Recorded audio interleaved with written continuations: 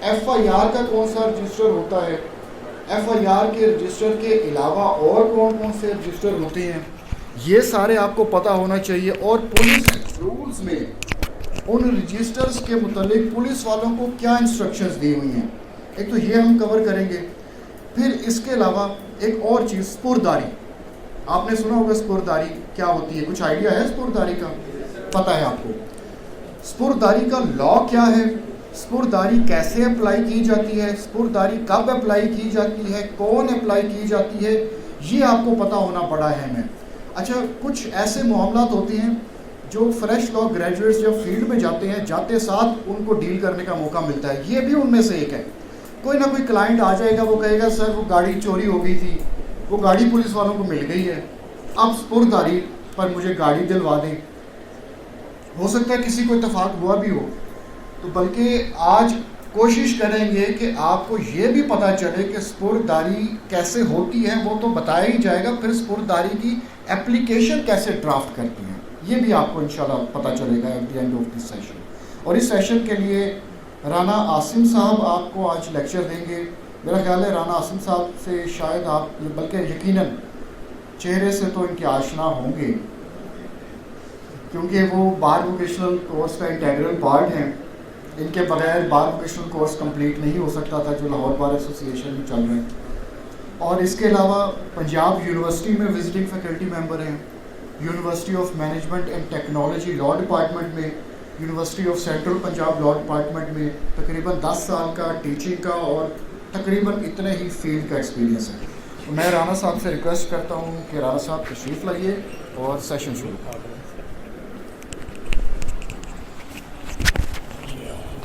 ये ना सर इसको कहें बैठ जाए साथ, जो चीज़ फिर या मैं खुद ही ऑपरेट करता जाऊँ। अभी बैग पे आ जाए ना, मैंने वो CRPC खोलना पहले। हाँ, आपका फोल्डर है, आपने चाय शाय भी नहीं है ना बाहर लाया ना? ठीक है, बस ये खोल दें, यहाँ से आगे मैं चला। बिल्कुल ठीक, डन कर डन कर।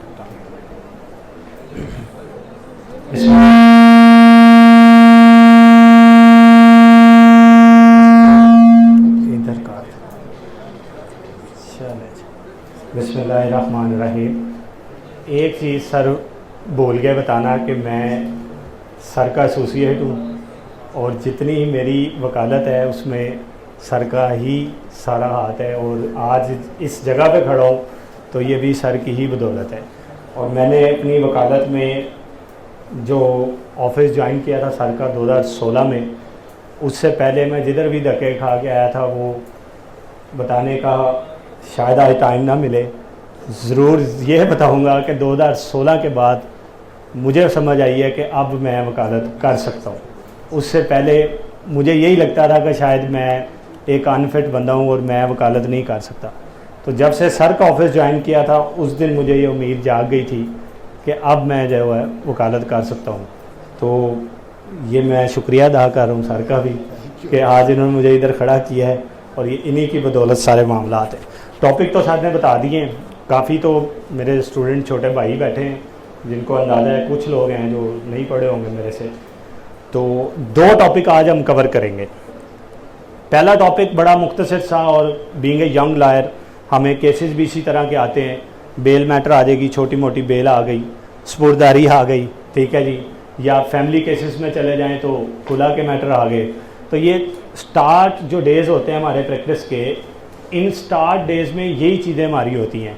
अब हम लोग करते क्या हैं, बुनियादी गलती हम लोग ये करते हैं कि यहाँ पर एक स्टीरियोटाइप प्रैक्टिस चलती है, हम वो स्टीरियोटाइप प्रैक्टिस ही शुरू कर देते हैं। अच्छा जी स्पुरदारी करानी है, जाएं जी, रीडर को मिल लिया, रीडर आपको बता देगा सर 1 सफ़े की एप्लीकेशन है, आप लिख के ले आएँ, मैं आपको गाइड कर देता हूँ और आप अपनी स्पुरदारी करवाएं और चले जाएँ। सीख हम कुछ नहीं पाते, ऐसे ही है ना।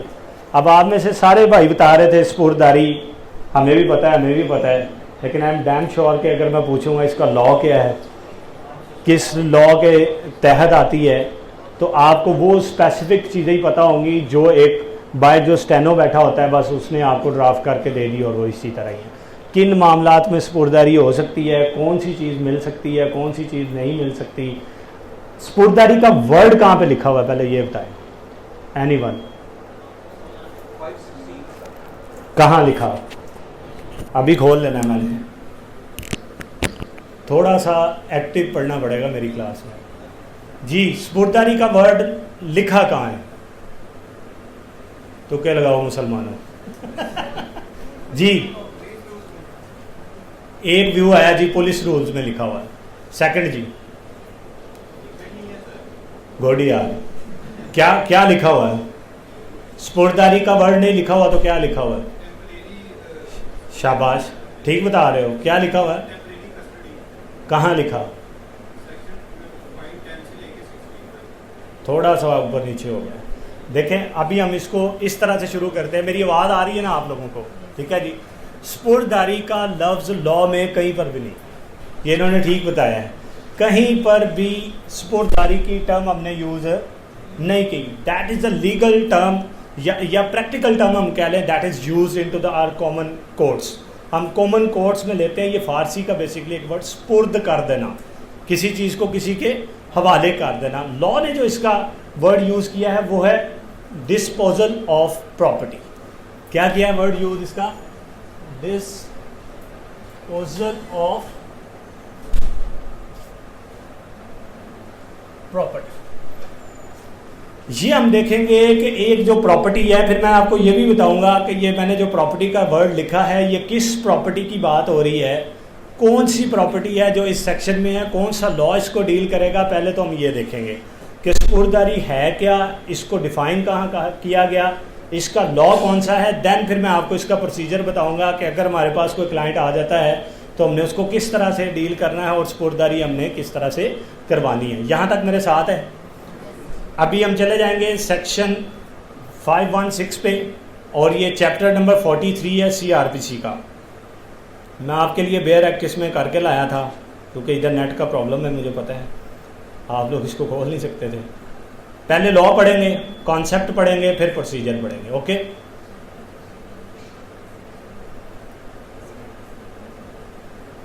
अभी तक किसी ने ड्राफ्ट की हो स्पुर्दारी? किसी ने नहीं? आज ड्राफ्ट भी करके जाएंगे इंशाल्लाह ताला, परेशान नहीं होना। ये दोनों लेक्चर बड़े इंपॉर्टेंट हैं उस शख्स के लिए जिसने क्रिमिनल प्रैक्टिस करनी है।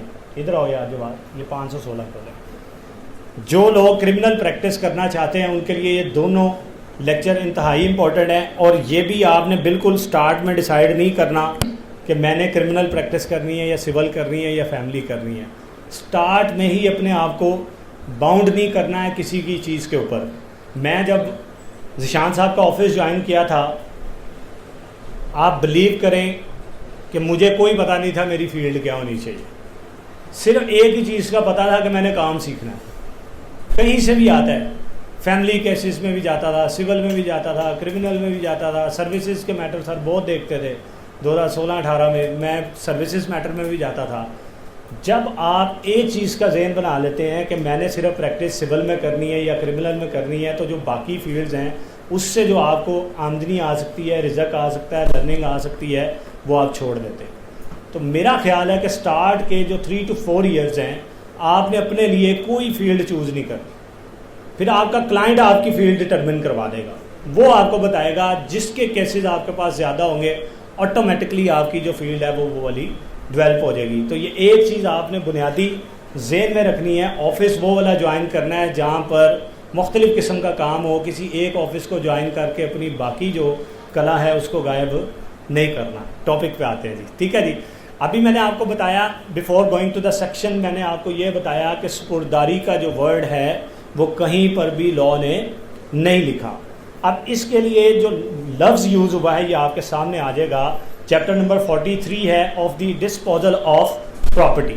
अब हम देखेंगे कौन सी प्रॉपर्टी है जिसको डिस्पोज ऑफ किया जा रहा है, किन तरीक़ों से किया जा सकता है। बेसिकली स्पुर्दारी के मुख्तलिफ मकसद हैं। कोई इसको डिस्पोजल कहता है, कोई इसको कस्टडी कहता है, कोई कह देता है प्रॉपर्टी को रिलीज़ कर देना। तो that is the different terms which is used, ठीक है जी, फॉर द वर्ड ऑफ स्पुर्दारी।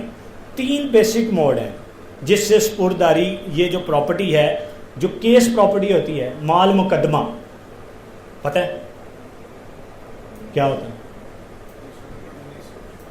महल मुकदमा रजिस्टर उन्हीं में दर्ज किया जाता है, ये तो ठीक आ गई। महल मुकदमा है क्या? और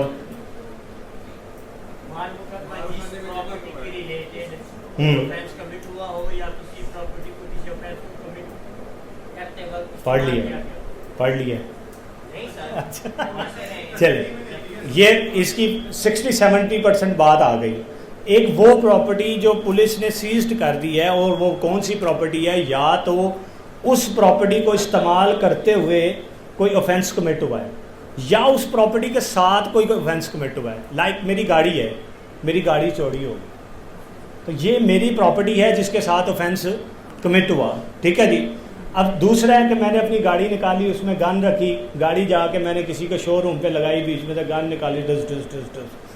अब ये है कि वो मैंने गाड़ी जो अपनी है वो मैंने किसी कमीशन ऑफ ऑफेंस में इस्तेमाल की।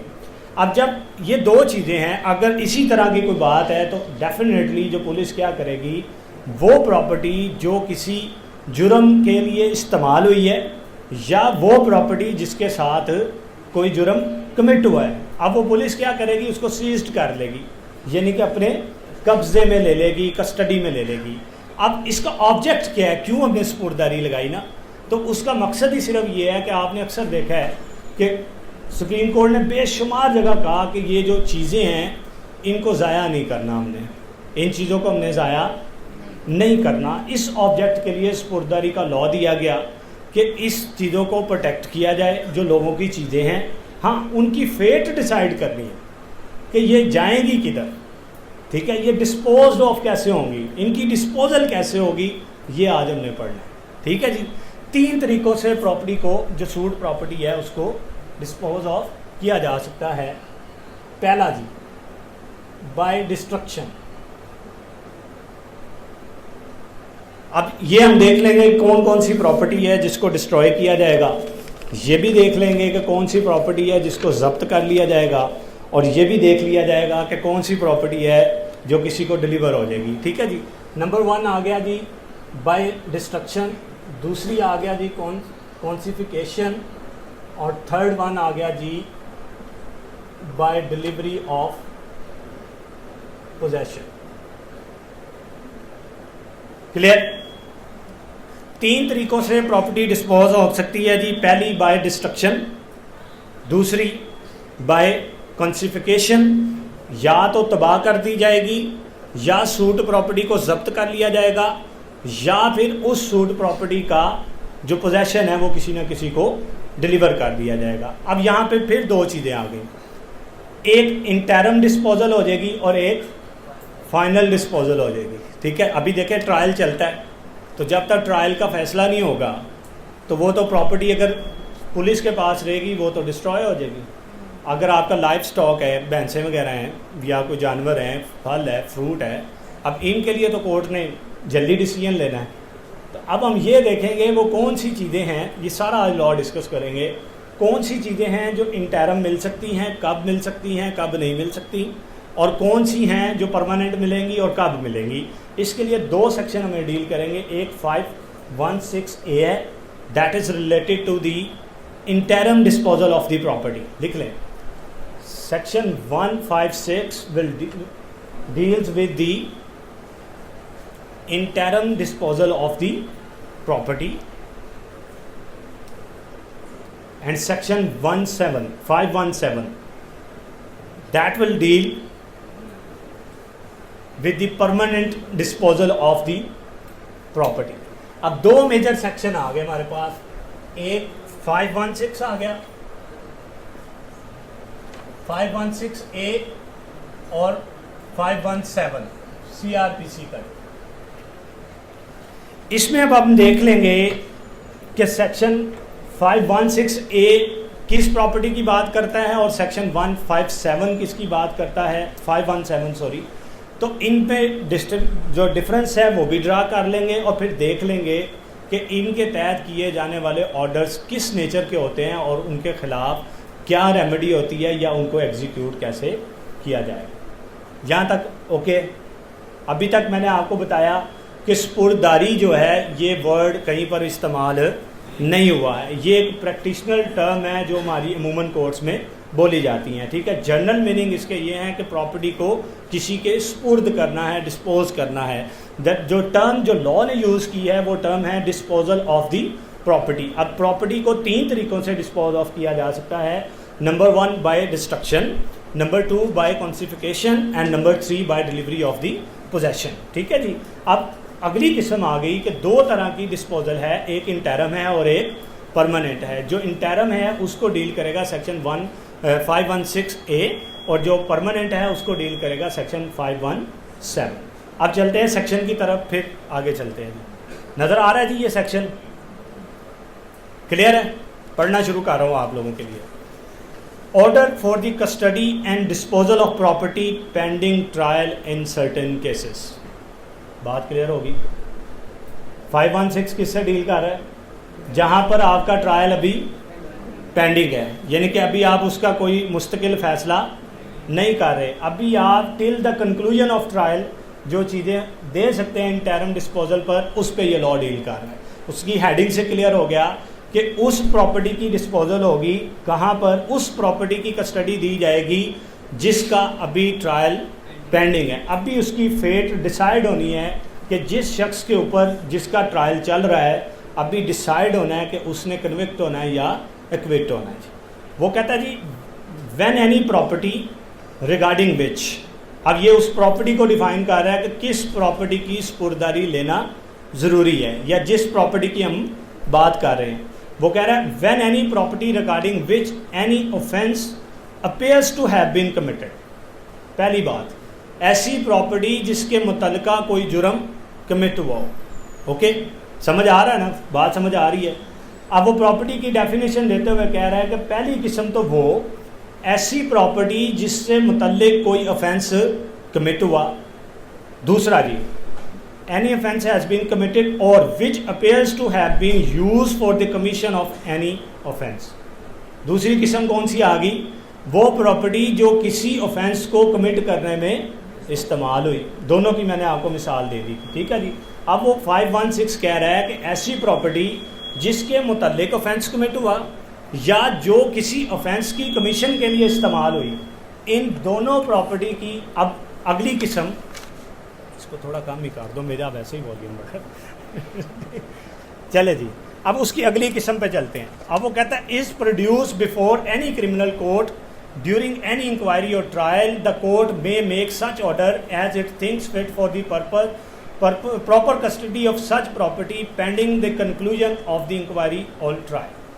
अब वो कह रहा है कि कोर्ट ने 2 काम करने हैं। प्रॉपर्टी को डिफाइन कर दिया कि जिसके मुतल्लिका ऑफेंस कमिट हुआ या जो ऑफेंस कमिट करने में इस्तेमाल हुई before the conclusion of the trial, जब तक अभी उस ट्रायल का कंक्लूजन नहीं हुआ, तो जब कोर्ट को ये मुनासिब लगेगा तो कोर्ट उसकी प्रॉपर कस्टडी का ऑर्डर करेगी। अब इसका ऑब्जेक्ट क्या है, क्यों करेगी, इतनी एमरजेंसी कोर्ट को क्यों आ गई, क्यों इसकी स्पुर्दारी करने की ज़रूरत पड़ी। अब ऑब्जेक्ट की बात करता है।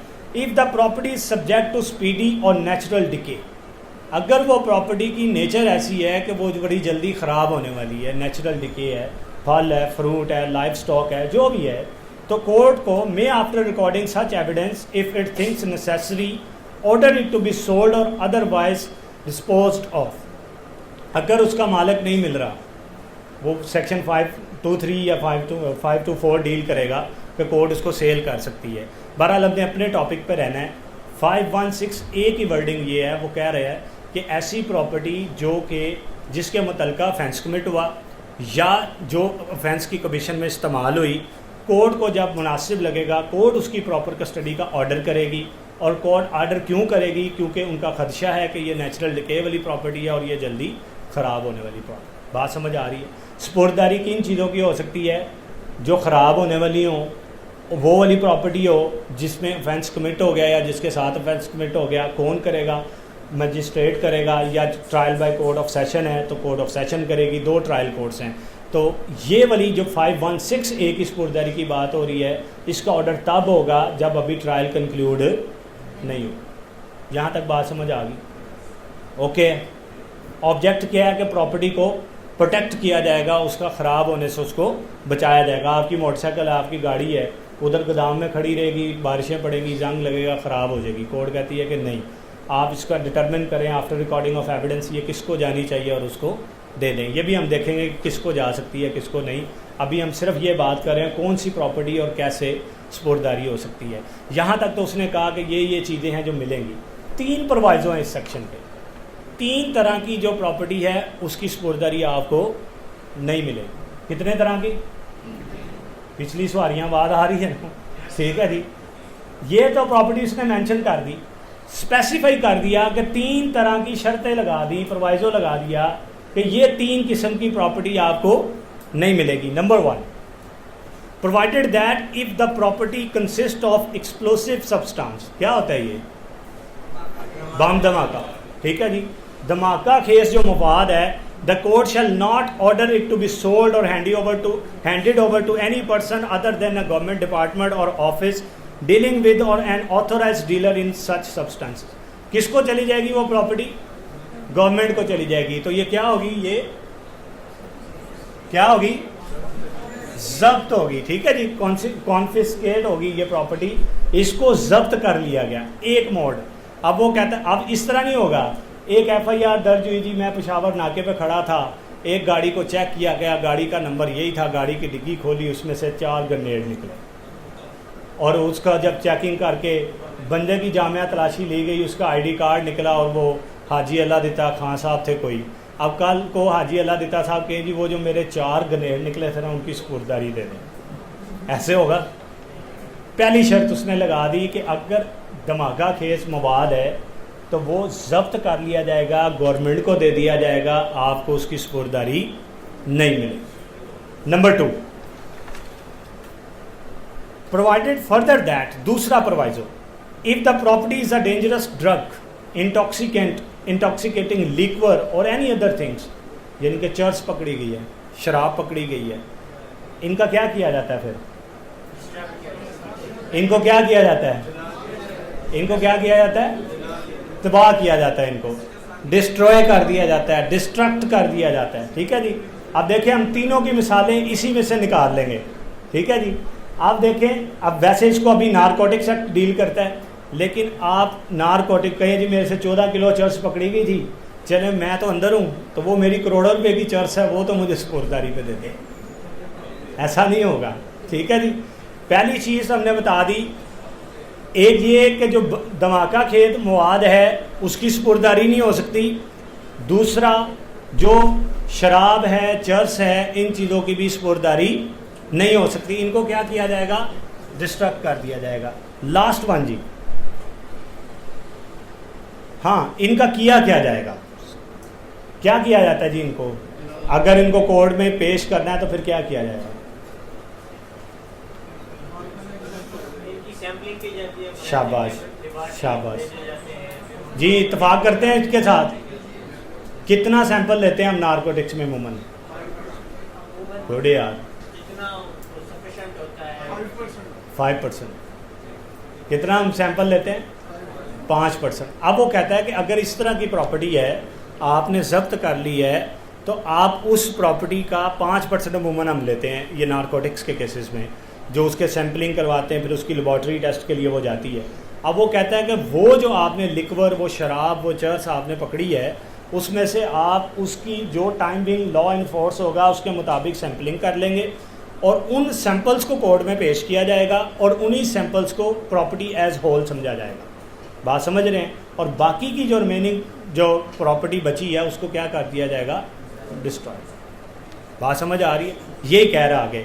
अब वो कहता है जी, may either on application of its own motion and under its supervision the control obtain and prepare such number of samples, कि जो भी लॉ रिक्वायर कर रहा होगा आप उसके सैंपल्स प्रिपेयर करेंगे of the property, it may deem fit for the safe custody and production before in any other court, और उसी सैंपल्स को आप मुख्तलिफ कोर्ट्स में या अदारों में पेश करेंगे। And cause destruction of the remaining portion, और बाकी जो रिमेनिंग पोर्शन बचा है उसको आप क्या करेंगे? डिस्ट्रॉय करेंगे of the property under a certificate issue by it that behalf. Last में उसने क्लैरिफाई कर दिया, provided also such that such sample shall be deem to be whole of the property in an inquiry or proceeding in relation to such offence before any authority or court, कि ये जो sample वगैरह पेश किए जाएंगे इनको ही तकरीबन तमाम प्रॉपर्टी समझा जाएगा। क्लियर? अब हम इसका ओवरव्यू लेते हैं, ठीक है जी बेटे। तीसरे पॉइंट में वो यही कह रहा है कि वो जो सैंपल लिए जाएंगे ना, वो जो ड्रग्स वगैरह पकड़ी जाएगी, वो सैंपल ही प्रॉपर्टी एज होल कंसीडर्ड होंगे और उनको बार बार प्रॉपर्टी को वहाँ से नहीं लाया जाएगा, बल्कि उसको उसका जो रिमेनिंग पोर्शन है उसको डिस्ट्रक्ट कर दिया जाएगा। अब देखिए दोनों मिसालें आ गई। अगर वेपन पकड़ा जाता है, बारूद पकड़ा जाता है तो वो जब्त हो गया, अगर कोई ड्रग्स पकड़ी जाती है तो वो डिस्ट्रॉय होगी। तीसरा अभी भी हमारे पास पेंडिंग है कि बाय डिलीवरी ऑफ पोजेशन, ये कोर्ट ने देखना है कि कौन सी चीज़ है दे सकते हैं और किसको दे सकते हैं। ये स्टेप बाय स्टेप हम डिस्कस करेंगे।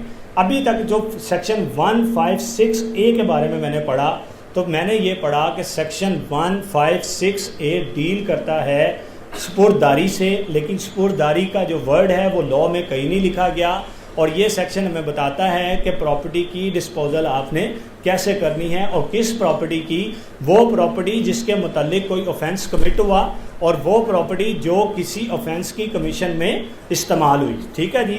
उसके लिए कोर्ट देखेगी कि इसकी प्रॉपर कस्टडी किसके पास जानी चाहिए और कोर्ट उसका एक मुनासिब ऑर्डर करेगी, ठीक है जी। कि ये किसको जानी चाहिए उसका ऑर्डर करेगी। उसके बाद हमने इसमें यह देखा कि ये वो वाली प्रॉपर्टी जब ट्रांसफ़र हो गई और इसका हो गया, तो फिर 3 तरह के कोर्ट ने इसमें हमें बताया कि कौन कौन सी प्रॉपर्टी हैं जो हमें मिलेंगी नहीं।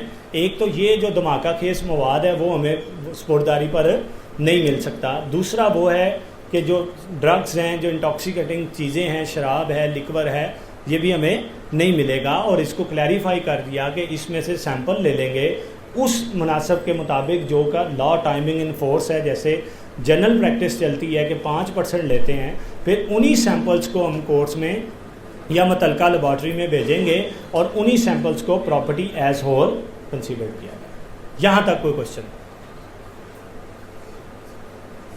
प्लीज़?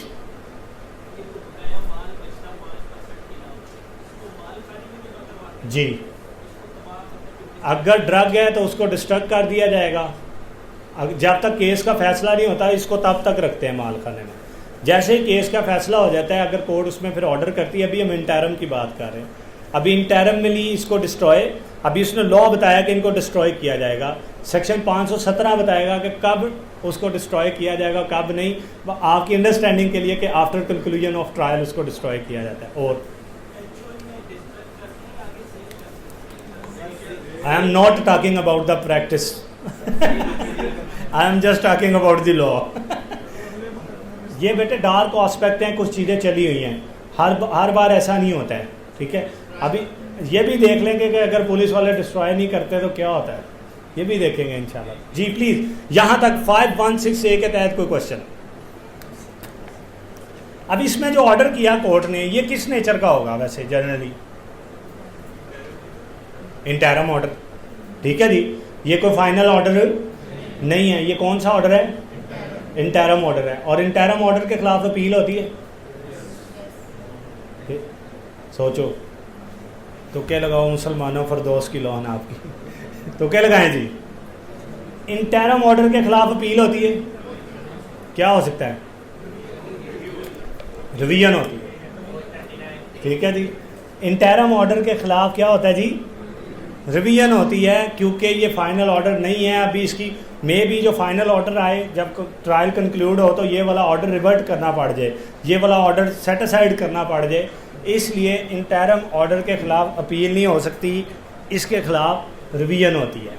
अब 516A का जो ऑर्डर है, ये इंटरम ऑर्डर है, इसकी मैंने आपको नेचर भी बता दी और इसके खिलाफ अपील लाए नहीं करती और इसके खिलाफ हमने क्या फ़ाइल करना है? रिवीजन फाइल करना। ओके, ऐसी बुनियादी गलतियाँ होती हैं। यह इंटरव्यू में भी पिछली बार सवाल आया था कि what is the difference between section 516A और 517।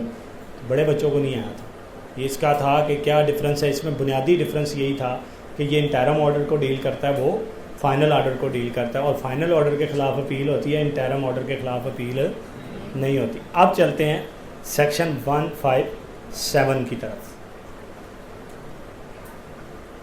वहाँ तक क्लियर है? अब ये कहता है order for disposal of property regarding which offence committed. वहाँ क्या हो रहा है? वहाँ सिर्फ इंटरमली कस्टडी आपको दी जा रही है। अब यहाँ उसके मुतल्लिक मुकम्मल एक हुक्म आने लगा है कि इसको करना क्या है, इसको डिस्ट्रॉय करना है, इसको कॉन्सिफिकेट करना है, या इसको किसी को डिलीवर करना है। ठीक है जी, पढ़ता हूँ जी मैं। When an inquiry or trial in any criminal court is concluded, clear होगी बात। 516A क्या था, जहाँ ट्रायल, ये क्या कह रहा है, जहाँ ट्रायल। अब इसको क्या करना है कि अब फाइनली, अब जो भी इनकी फेट डिसाइड करनी है वो फाइनल डिसाइड होनी है। The court may make such order, किस तरह के ऑर्डर करेगी कोर्ट जी, as is think fit for the disposal by destruction. पहला ऑर्डर हो सकता है कि इस प्रॉपर्टी को डिस्ट्रक्ट कर दिया जाए। पहला मोड क्लियर हो गया जी। कौन सी प्रॉपर्टी डिस्ट्रक्ट होगी, ड्रग्स, लिक्वर, शराब, ओके। दूसरी कॉन्सिफिकेशन, कौन सी प्रॉपर्टी जब्त होगी, धमाका खेज मवाद या वो ऐसी चीज़ जो दोबारा पब्लिक को नहीं दी जा सकती। थर्ड वन जी, or delivery to any person claiming is to be entitled to possession thereof otherwise of any property or document produce before it in custody regarding whether any offence appear to have been committed or which have been used for the commission of offence। आप देखें बिल्कुल चीज़ें clear है। 516 में अभी हम भी तय कर रहे थे कि अभी इसको कस्टडी पे ले जाओ, अभी देखते हैं। अब वो फाइनल ऑर्डर कर रहा है कि अगर तो ड्रग है तो उसको क्या कर दें, डिस्ट्रॉय कर दें। अगर कोई धमाका खेज मवाद है तो उसको क्या कर लें, जब्त कर लें। और अगर डिलीवरी करनी है पोजेशन की तो किसको करें, जो इंटाइटल था। ये इसने बड़ी एक बात की। जनरल एक कंसेप्ट चलता था कि ये प्रॉपर्टी जो ट्रांसफ़र की जाती थी वो लास्ट पोजेसर को की जाती थी, लेकिन लॉ ने इसको 2016 में क्लियर किया कि एक जजमेंट आई थी, आई थिंक ने शेयर की हुई थी, लिख लें 2011 PCRLJ पेज नंबर 729।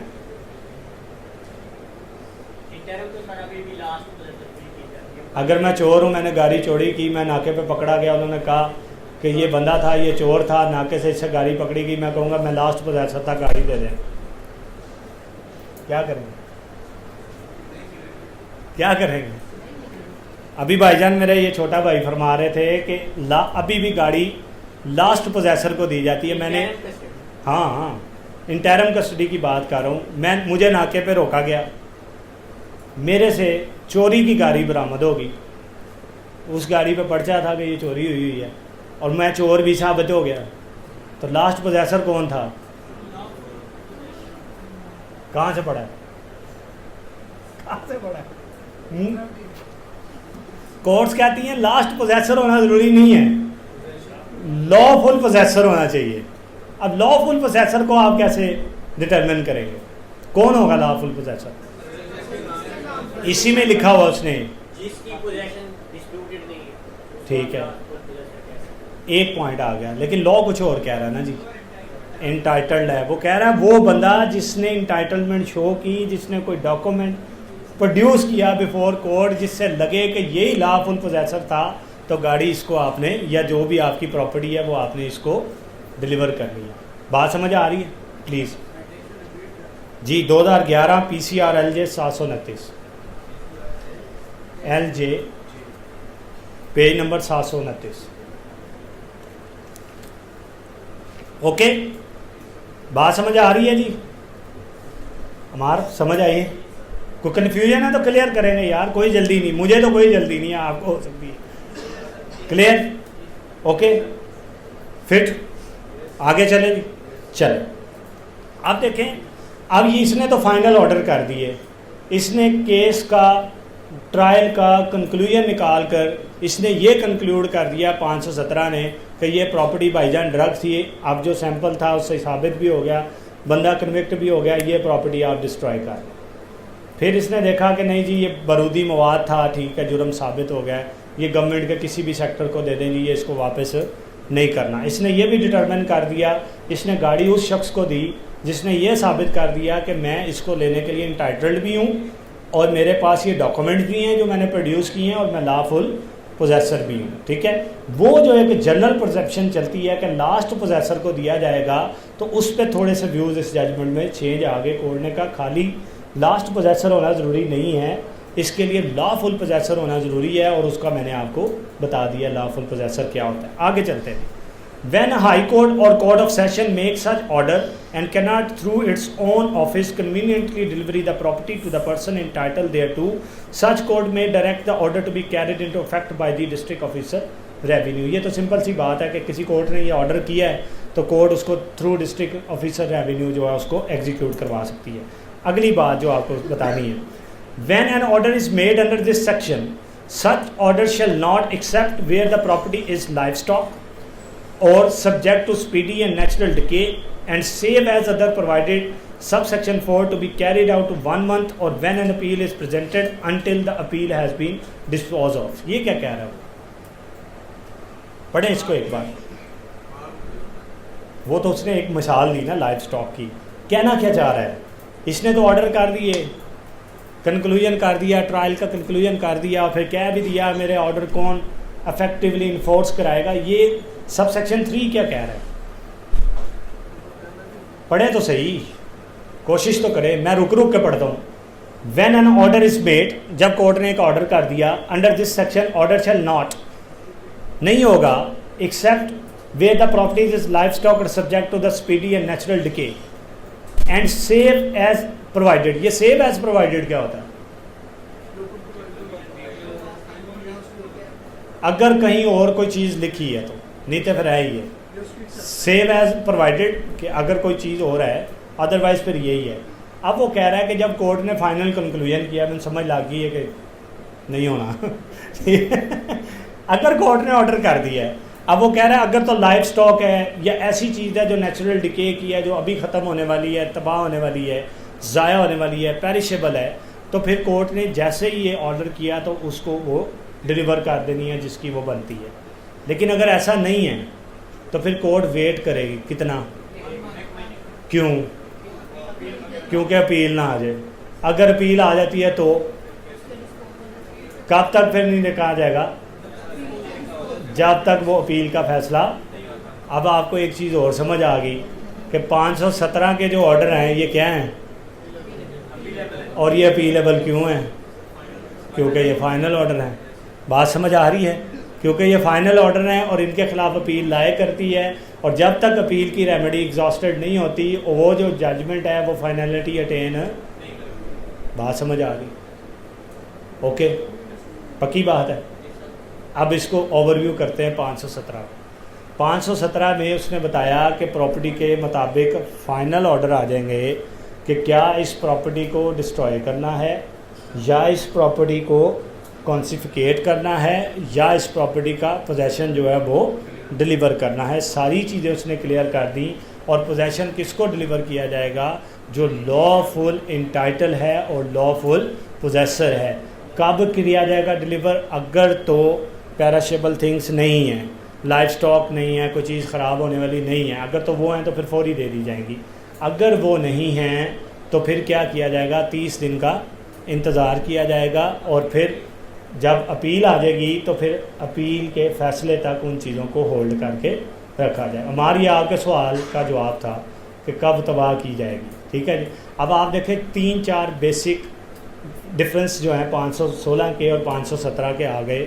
पहला कि वो इंटरम कस्टडी से डील करता है, और 517 किससे डील करता है, परमानेंट कस्टडी से। वो इंटरम है और ये परमानेंट है। उस ऑर्डर की नेचर क्या है, इंटरम ऑर्डर है, और उसके ख़िलाफ़ क्या नहीं होता, अपील नहीं होगी, रिवीजन होगी, ठीक है जी। इसकी नेचर क्या है, अपीलेबल ऑर्डर है, ठीक है जी। और ये क्या है, फाइनल है, ठीक है। बात समझ आ रही है। ये 3 बुनियादी डिफरेंस हैं कि वो इंटरम ऑर्डर है, वो टेम्परेरी कस्टडी से डील करता है और उसके ख़िलाफ़ अपील लाए नहीं करती। ये परमानेंट कस्टडी से डील करता है, ये फाइनल ऑर्डर होता है और इसके ख़िलाफ़ अपील लाए करती है। This is all about this स्पोर्टदारी जी। अब इस साइटेशन पे चलते हैं। एनी क्वेश्चन जी, प्लीज़। तो बेटे तब तक रखा जाएगा अगर वो पुलिस कस्टडी में ज़ाया हो जाती हैं तो फिर कल को आप अपने डैमेजेस क्लेम कर सकते हैं कोर्ट से। इंटरनल ऑर्डर के खिलाफ सपोजली अगर वो पुलिस उसे डिले करे तो उसके खिलाफ कंडेम कोर्ट होगा। अगर कोर्ट ने ऑर्डर कर दिए हैं, फ़र्ज़ करें कि ये मिस्टर ए एंड बी है और he is entitled to get the possession of that property, और अगर उस ऑर्डर पे इम्प्लीमेंटेशन नहीं होती तो फिर डेफिनेटली कंटेम्प्ट में जाते हैं, बल्कि हम उसकी इम्प्लीमेंटेशन में चले जाते हैं। कार्रवाई होती है पुलिस वालों के ख़िलाफ़ महकमाना कि इन्होंने कोर्ट के ऑर्डर को ओबे नहीं किया, और उनके खिलाफ कंटेम्प्ट ऑफ कोर्ट के तहत फिर जो भी प्रोसीडिंग चलती है वो।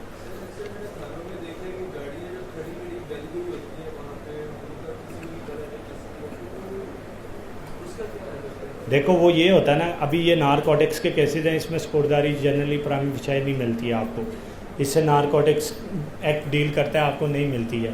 अब हमारे यहाँ प्रॉब्लम ये है कि ट्रायल भी कोई इतनी जल्दी कंक्लूड नहीं होते हैं। अब उन ट्रायल को कंक्लूजन के लिए कुछ साल 6 महीने लग जाते हैं, वो साल 6 महीनों में ख़राब हो जाती हैं। जब तो बाद में अगर बंदा बरी होता है तो ये एक डार्क आस्पेक्ट है कि बंदे को फिर मिलता वही है जो वहाँ पे खड़ा हुआ होता है, जो भी उसका ढांचा बचता है। लेकिन सर्टेन केसेस में कोर्ट कंपनसेट ज़रूर करती है अगर आप उसको कहीं पर आगे करें। चीज़ें भी चेंज कर दी जाती है, टायर्स वगैरह। ये प्रैक्टिस है लॉ का इससे कोई ताल्लुक नहीं है, ठीक है।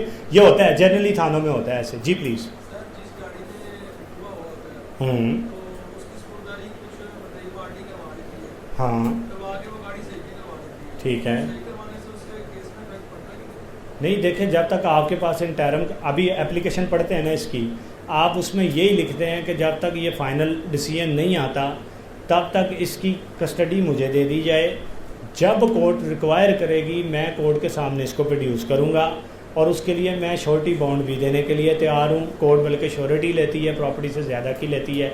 अब जब वो आपके पास कस्टडी में है, डेफिनेटली उसकी रेनोवेशन, उसकी मेंटेनेंस, वो सारा तो आपकी तरफ मेंटेनेंस वगैरह तो आप पे जाएगी, केस पे उसका कोई इफ़ेक्ट नहीं है, ठीक है। पिक्चर्स वगैरह ले लेते हैं। हाँ कोई इफ़ेक्ट नहीं है। सर कुछ प्रॉपर्टीज होती हैं जो जैसे गाड़ी है उसकी तो हमारे पास डॉक्यूमेंट्स हैं। इसके हमारे पास डॉक्यूमेंट्स लाइक जानवर हो गए हाँ वो आइडेंटिफाई किए जाते हैं ना, कैसे पुलिस रिपोर्ट आती है, यही बताने लगूँ, ठीक है। उसकी रिपोर्ट आती है।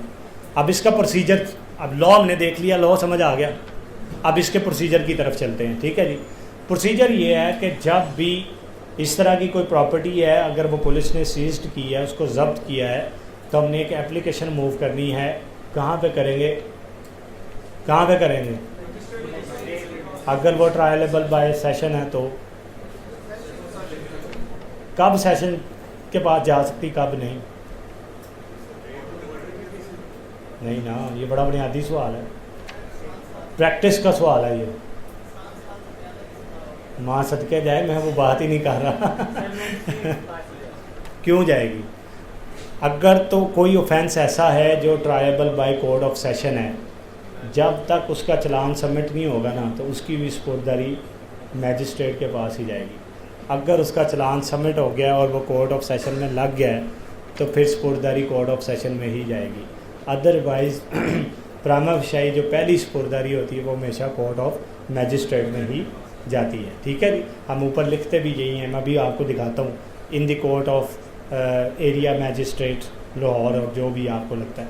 ये मैंने कुछ चीज़ें प्रोसीजरली लिखी हैं, ये मैं आपको बता चुका हूँ कि ये वर्ड जो है ये स्पुर्दारी का कहीं पर डिफ़ाइन नहीं है। एसेंशियल एलिमेंट क्या है कि जब आपने एप्लीकेशन लिखनी है तो आपने किन चीज़ों को उसमें मेंशन करना है।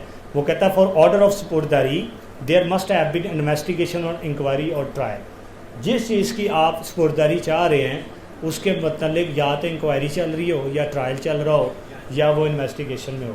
डिफरेंस पता है? What is the difference between inquiry, trial and investigation? शाबाश, एक हो गया। इंक्वायरी कब करता है? Before trial. शाबाश, ट्रायल जब ये बच्चा ठीक है भाई, ठीक है। 3 चीज़ें हैं जी। इन्वेस्टिगेशन आपकी पुलिस करती है जिसमें एविडेंस को कलेक्ट किया जाता है। इंक्वायरी आपकी मैजिस्ट्रेट करता है कि सफिशिएंट एविडेंस आ चुकी हैं, इसका चार्ज फ्रेम कर दिया जाए या ना। जब चार्ज फ्रेम हो जाता है तो फिर ट्रायल शुरू हो जाता है। अब वो कहता है कि कोई एक चीज़ ज़रूर पेंडिंग हो जिसकी आप कस्टडी मांग रहे हैं, या तो इन्वेस्टिगेशन में हो वो, या इंक्वायरी चल रही हो, और या ट्रायल चल रहा हो, ठीक है जी। The property should be regarding which offence appears to have been committed, ये हमने पढ़ लिया। property which has been used for the commission of offence, it has been taken into custody and its seizure is reported to the magistrate and it is produced in the court.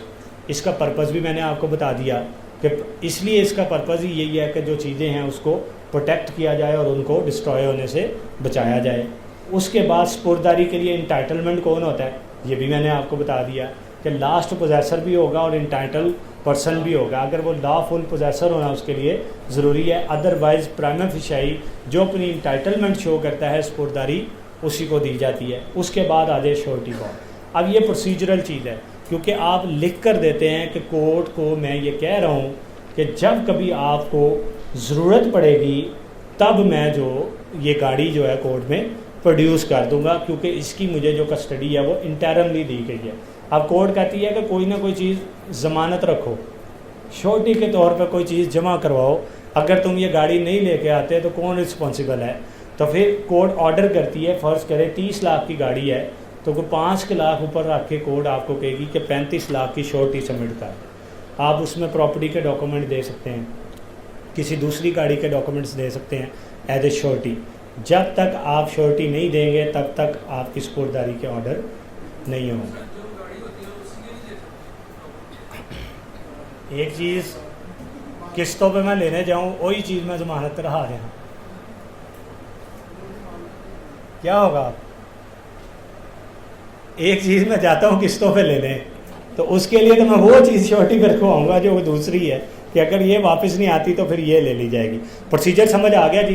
इलाका magistrate को application लिखनी है, किन grounds पे लिखनी है वो मैंने आपको बता दिया है। इलाका मजिस्ट्रेट क्या करेगा, रिपोर्ट तलब करेगा किससे, मुतलका जो थाना है या मुतलका FIR का जो IO है उससे।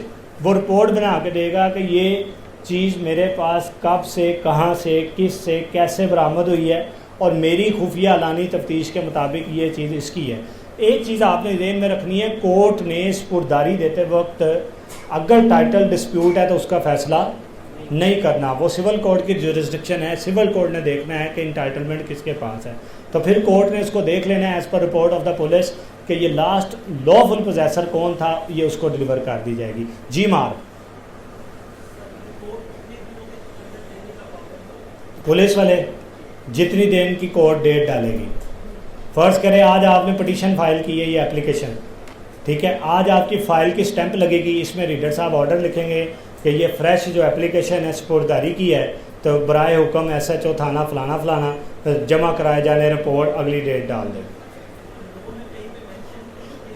नहीं, मेरे नॉलेज में नहीं, जब कोर्ट रिक्वायर करेगी। आगे चले थे। हाँ, अब ये एक एप्लीकेशन है जो मैंने आप लोगों की सहूलत के लिए लिखी है। आपने बिल्कुल ऐसे नहीं करना, ये बाज़ार में भी आपको एक सफ़े की एप्लीकेशन मिल जाएगी, उस पर उर्दू में उन्होंने 5-7 लाइनें लिखी होती हैं। ये माल मुकदमा है जी, ये गाड़ी का नंबर है जी, मैं इसका इंटाइटलमेंट हूँ, तो मेरी नीचे लिखा होता है दरख्वास्त गुजार और साइन कर दिए जाते हैं। होता ये है कि जब आप फ़र्ज़ करें वो स्पुर्दारी या आपको मिलती है या नहीं मिलती, फिर आप रिवीजन में आते हैं या फिर आगे हाई कोर्ट तक मामला जाता है, तो फिर जब वो आपकी ग्राउंड्स ही कोई नहीं होती, किन ग्राउंड्स पे आप स्पुर्दारी क्लेम कर रहे हैं, तो फिर वहाँ पे आके प्रॉब्लम होती है। जी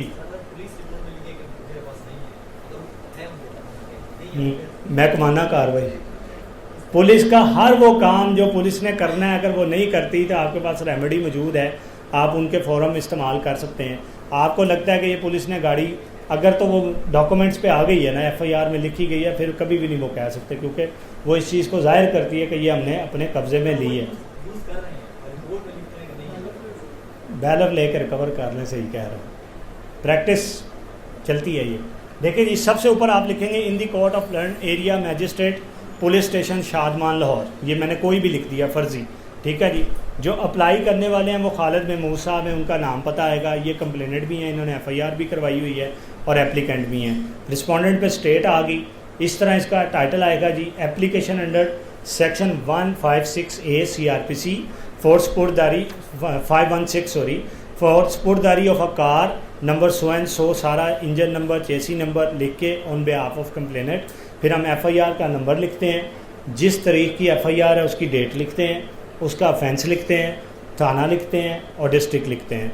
उसके बाद देखें फिर पहला लिखते हैं हम, that the brief facts giving rise to the filing present application are that इसमें आप फैक्ट लिखेंगे। अब इसमें वो लिख रहा है कि I am owner of this property, ये गाड़ी का मैं ऑनर हूँ, which had been stolen by unknown persons, जो चोरी कर ली गई थी किसी नामालूम अफराद की तरफ से, रिगार्डिंग विच FIR नंबर जो मैंने ऊपर लिखा, ये वाली FIR जो है वो मैंने थाने में रजिस्टर्ड करवाई है और उसको मैंने FIR को एज ए एनेक्सर A लगाया। मैंने जो मेरे डॉक्यूमेंट्स हैं उसके हवाले से वो मैंने एनेक्सर B लगाए हैं, और इसके साथ थर्ड वन जो भी मैं प्रूफ देना चाहता हूँ ओनरशिप का वो लगाया मैंने। उसके बाद that above said applicant's complainant's car has been recovered by anti car lifting police Nawab township. मुझे मेरे इल्म में आया कि ये टाउनशिप में मेरी गाड़ी खड़ी है और उन्होंने ये रिकवर कर ली है।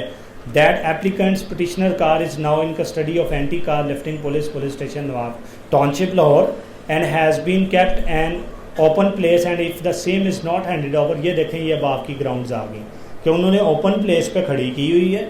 अगर ये मुझे हैंडेड ओवर नहीं होती तो it is danger of being destroyed or damage causing irreparable loss to the applicant, जिससे मेरी गाड़ी ख़राब हो जाएगी और मुझे नाकाबिले तलाफ़ी नुकसान होने का खदशा है।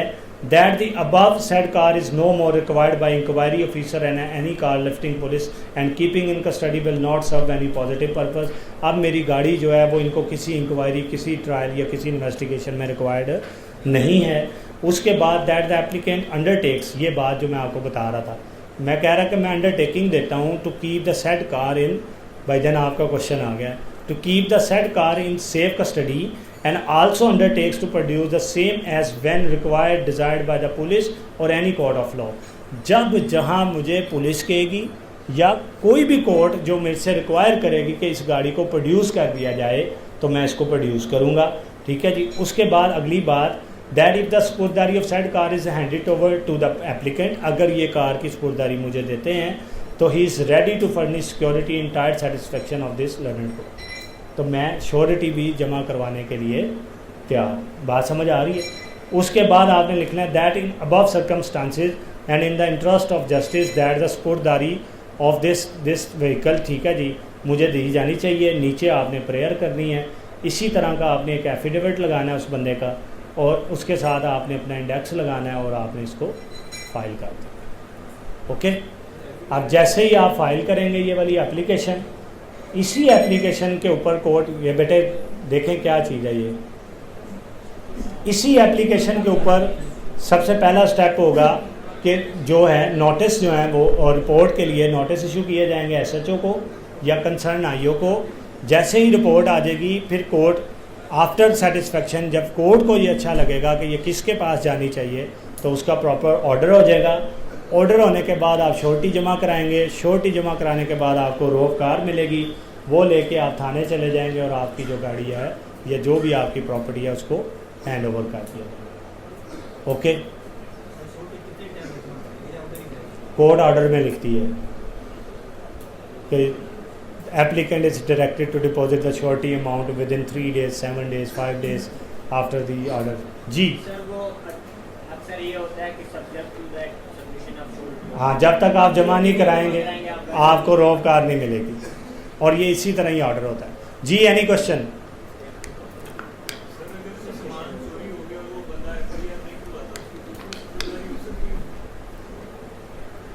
एक चीज़ पुलिस के पास ही नहीं है, चोरी होगी, आपने कहीं इतला भी नहीं दिया, तो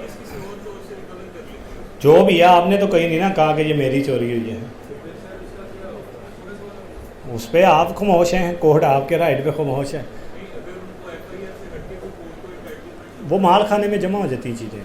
सर बाद औक़ात ऐसा होता है कि रूल 134 पुलिस रूल के तहत पुलिस प्रॉपर्टी यूटिलिटी है, जिसको ये नहीं पता होता या अगर पता भी होता है तो पुलिस वाले ये कहते हैं कि इश्तिहारी है बंदा, तो उसको किसी ऑफेंस से रिलेट नहीं करते, तो वैसे ही पकड़ के रखते, माल खाने में जमा हो जाती। तो फिर उसका हाल ये होता है कि उनके पास एक स्पेसिफिक टाइम होता है, अगर उस टाइम के 6 मंथ कोई क्लेमेंट आ जाता है तो फिर नहीं आता तो वो नीलामी हो जाती है सोल्ड ऑफ कर देते हैं 524 के तहत। अब ये उसकी सुपुर्दारी का तरीका फिर ये होता है कि जो मुतल्लिका SP होता है उसको आपने जाके एप्लीकेशन देनी होती है, और वो फिर आपको आइडेंटिफाई आपने करना ना, ये मेरी चीज़ है। सारी चीज़ करके वो हैंड ओवर करते हैं, उस पर इतना रिपोर्ट नहीं आता। ओके जी। जी ऑनरशिप का फैसला नहीं करना स्पुर्दारी वाली कोर्ट ने, अगर जॉइंट है उनमें से कोई एक जाके और अपने आप को साबित कर देता है मैं लास्ट पोजेसर भी हूँ, मेरे से ये गाड़ी आई है, मेरे ही कब्जे में थी, तो उसको हो जाएगी। फिर आफ्टर रिकॉर्डिंग ऑफ एविडेंस स्पुर्दगी होल्ड कर ली जाती है। जी बेटे रिपीट करें इसको एक बार, जनरली अब रिपीट करते हैं, ठीक है जी। सबसे पहले आज हमने पढ़ा स्पुर्दगी का जो लफ्ज़ है वो लॉ में कहीं पर भी इस्तेमाल नहीं किया गया। जो लॉ में वर्ड यूज़ किया गया है that is the disposal of the property. Property को 3 तरीक़ों से डिस्पोज ऑफ किया जा सकता है, बाय डिस्ट्रक्शन, आगे बाय कॉन्सिफिकेशन, साथ साथ ज़रा, और by delivery of the possession. इसकी 2 किस्में हैं डिस्पोजल की, एक इंटरम है और दूसरी, ज़रा बोलना है ज़रा, दूसरी कौन सी है? इंटरम किसके तहत आती है और परमानेंट किसके तहत आती है? और ये किस प्रॉपर्टी की बात हो रही है, कौन सी प्रॉपर्टी की स्पुर्दगी हो सकती है? अमार, किस प्रॉपर्टी की बात हो रही है, किसकी स्पुर्दगी हो सकती है? शाबाश।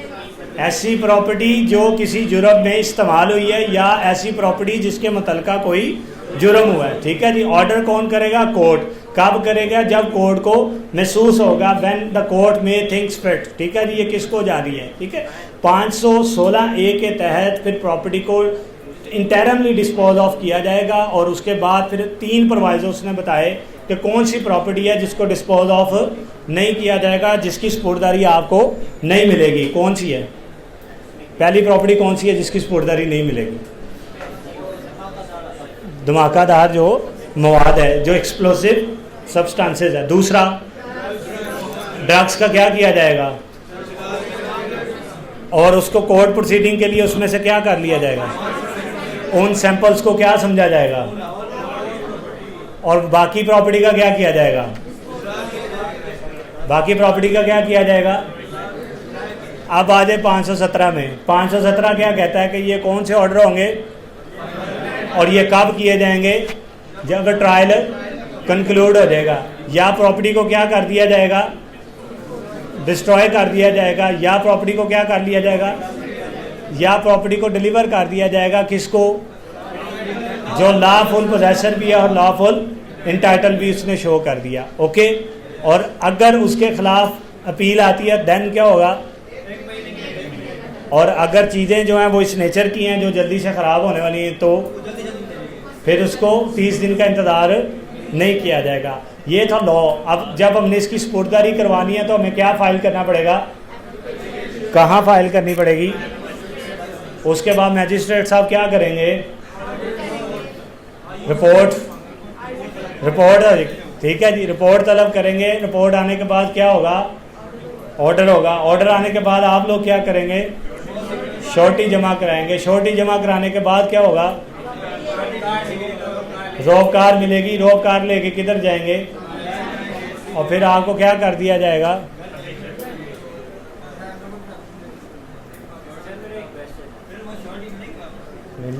जी, एक आम इम्यूनेशन ऐसी है जो कि लाइसेंस में क्या हुआ? एक लाइसेंस वेयर, हाँ, उससे अगर कोई ऑफेंस कमिट होता है तो वो आपको वापस मिल जाएगा अगर आपके नाम का है। अगर तो उसको जब्त कर लिया है, उससे ऑफेंस कमिट हो गया है तो वो तो ठीक है। अगर कोर्ट ने उसके ऑर्डर कर दिए इसको कॉन्सिफिकेट कर लिया जाए, जैसे नाजायज़ असला होता है उसको जब्त कर, अगर आपका अपना है तो उसकी स्पुर्दगी हो जाएगी, उसकी स्पुर्दगी। क्लियर जी? 5 मिनट ब्रेक करनी है या शुरू करें अगला टॉपिक? 4 हैं? पक्का है? चले अगली बात बेटे, अगला हमारा टॉपिक ये है कि एक पुलिस स्टेशन में कितने रजिस्टर्ड मेंटेन किए जाते हैं, उन रजिस्टर्स का क्या पर्पस होता है, ठीक है जी, किस लॉ के तहत वो रजिस्टर्ड मेंटेन किए जाते हैं और उनमें कितनी तरह की जो इंफॉर्मेशन है वो उन रजिस्टर्स में दर्ज की जाती है। देखें, हम जनरली एक बात करते हैं कि एक अच्छे वकील को कभी भी पुलिस स्टेशन नहीं जाना चाहिए। क्यों बात करते हैं हम ये? हाँ, ये प्रैक्टिकल एस्पेक्ट है, मैं वैसे बात कर रहा हूँ। देखें, we are the officer of court. हम क्या हैं? हमारा सिर्फ इतना सा काम है, अपने क्लाइंट को फैसिलिटेट करना है in the premises of court. Case का मामला है।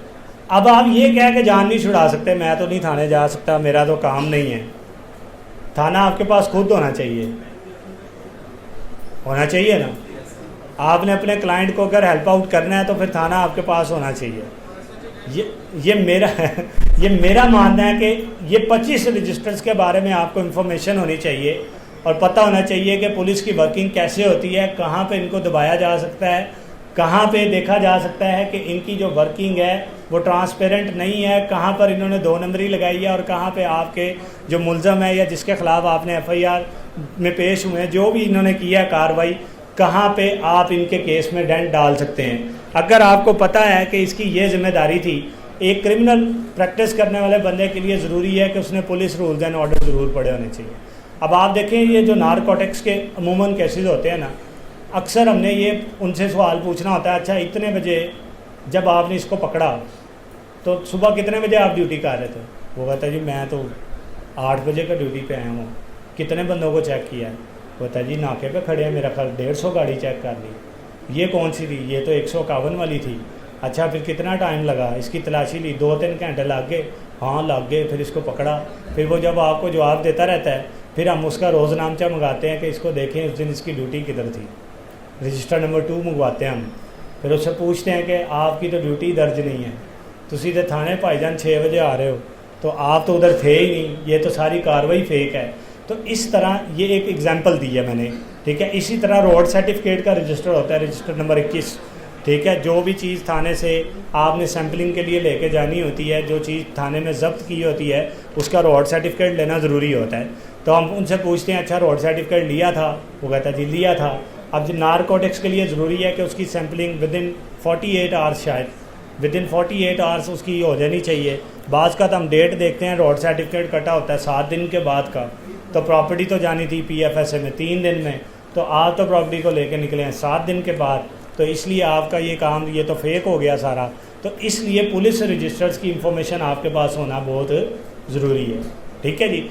1 बाय 1 करके इसको देखेंगे कौन कौन सा रजिस्टर होता है और इसमें कितनी इंफॉर्मेशन दर्ज होती है और कैसे होती है, और अगर उसमें से कहाँ कोई मिस ऐप होता है या लूज़ बॉल वो फेंकते हैं, दर्ज वगैरह नहीं करते, तो उसका बेनिफिट अब किस तरह से हम ले सकते हैं। ओके जी,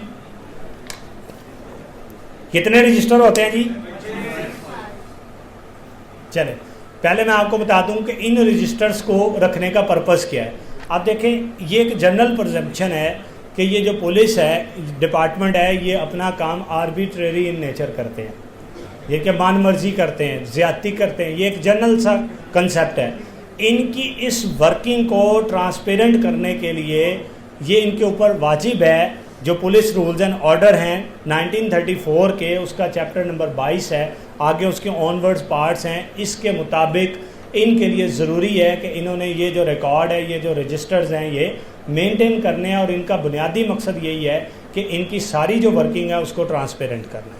समझ आ रहे कि जो पुलिस की वर्किंग है उसके ऊपर चेक एंड बैलेंस रखना है और उनकी जो वर्किंग उसको सारा ट्रांसपेरेंट करना है। Register maintain at police station जी, 25 register to be maintain at each police station, और ये रूल नंबर 22 है, और उसके फिर आगे जो सब रूल हैं 47 to 76 तक जाएंगे। अब एक एक रजिस्टर के साथ मैंने लिखा हुआ है कि ये रजिस्टर किस रूल के तहत मेंटेन किया जाता है, इसके कितने पार्ट्स होते हैं और उसमें कितनी कितनी इंफॉर्मेशन दर्ज होती है जी। नंबर 1 जी, रजिस्टर नंबर 1, ठीक है जी, that is maintain under rule 22 और इसका फिक्रा नंबर 47, ठीक है जी। ये बड़ा इंपॉर्टेंट रजिस्टर होता है जी। This register has 4 parts, each one is the following. 4 हिस्से होते हैं इसमें। FIR बुक भी इसको कहा जाता है। जब भी कोई मुकदमा दर्ज होता है तो उसकी 4 कॉपियाँ बनती हैं। कितनी कॉपियाँ बनती हैं? किस किस के लिए? पहली कंसर्न कोर्ट के लिए, मैजिस्ट्रेट साहब के लिए, दूसरी मुद्दई के लिए, कंप्लेनेंट के लिए, तीसरी SSP साहब के लिए। कौन होते हैं SSP साहब? शाबाश। और चौथी पुलिस स्टेशन के रिकॉर्ड। बात समझ आ रही है? रजिस्टर नंबर 1 जो है ये FIR का रजिस्टर है जो मेंटेन किया जाता है अंडर रूल 22, और उसका आगे जो फिक्रा है 47 है। इसमें 4 FIRs की कॉपीज़ बनती हैं। एक कंसर्न मैजिस्ट्रेट के लिए जो कंसर्न कोर्ट है उसके लिए, दूसरी मदई के लिए, तीसरी एसएसपी साहब के लिए और चौथी पुलिस स्टेशन के रिकॉर्ड। ओके, अब आप जब थाने जाते हैं, बाज़ का आप मदई भी होते हैं या आप मुलजम होते हैं या कोई भी होते हैं, आपने एफआईआर लेनी होती है, वो कहते हैं हम नहीं दे सकते जी। मदई नहीं कह रहे होते हैं पर्चा तेरा दर्ज करता है, नहीं दे सकते, कापी करानी उधर से करा। उसको पता होना चाहिए, आपको being a lawyer of the complainant आपको पता होना चाहिए कि मेरा राइट है, मेरी एक कॉपी आपके रिकॉर्ड में पड़ी हुई है और वो मैंने लेनी है। वैसे अब तो ये सिस्टम कंप्यूटराइज भी कर दिया, आप अपना मुकदमा नंबर दे के कहीं से भी कॉपी ले सकते हैं, but for the sake of law और नॉलेज हमें पता होना चाहिए कि इसकी 4 कॉपीज़ बनती हैं। ये रजिस्टर्ड है जी, मोस्ट इंपॉर्टेंट, जिसकी मैं अभी बात कर रहा था, रजिस्टर नंबर 2 जी। इसे स्टेशन डायरी या रोज़नामचा भी कहते हैं। इसमें हर तरह की इंफॉर्मेशन जो डेली बेसिस पे उस थाने में होती है आपने दर्ज करनी है। कितने ऑफिसर ड्यूटी पर आए, कितने उन्हें रुख्सत अख्तियार की, कितने नाके इंस्टॉल किए हैं, कहाँ पर किए हैं, कौन उन नाकों की सुपरवाइजरी करेगा, कौन कौन सी चीज़ें जो उस डे पे कोई ऑर्डर मसूल हुआ है उसको दर्ज करना है। यानी कि ये डेली डायरी है जिसमें थाने में होने वाली हर एक्टिविटी उस रोज़नामचे में दर्ज की जाएगी। इवन ये भी होता है कि जो एफआईआर के लिए एप्लीकेशन जाती थी पहले, उसको भी पहले डेली रोज़नामचे में दर्ज किया जाता था, देन एफआईआर जो है वो रजिस्टर्ड की जाती थी। इट हैज़ 2 कॉपीज़ जी, फॉर पुलिस स्टेशन रिकॉर्ड और दूसरी डीएसपी साहब के लिए। ठीक है जी नहीं, एक ही है मेरे मुताबिक जी। आगे चले जी। अच्छा जी, अब ये है कि यहाँ पे क्या हुआ जी, इट हैज़ 2 कॉपीज़, इसकी 2 कॉपीज़ हैं, फॉर पुलिस स्टेशन रिकॉर्ड और दूसरी फॉर डीएसपी। डीएसपी कौन होता है जी? बच्चे लायक हो तुसी।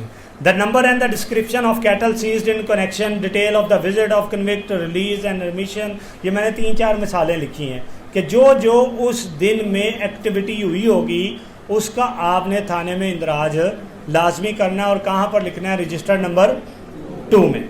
आगे चले जी, रजिस्टर नंबर 3, इसके भी 2 पार्ट्स हैं, एक स्टैंडिंग ऑर्डर्स को डील करता है और दूसरा सर्कुलर ऑर्डर्स। ये मेंटेन किया जाता है रूल 22.53 इसका फिक्र है जी।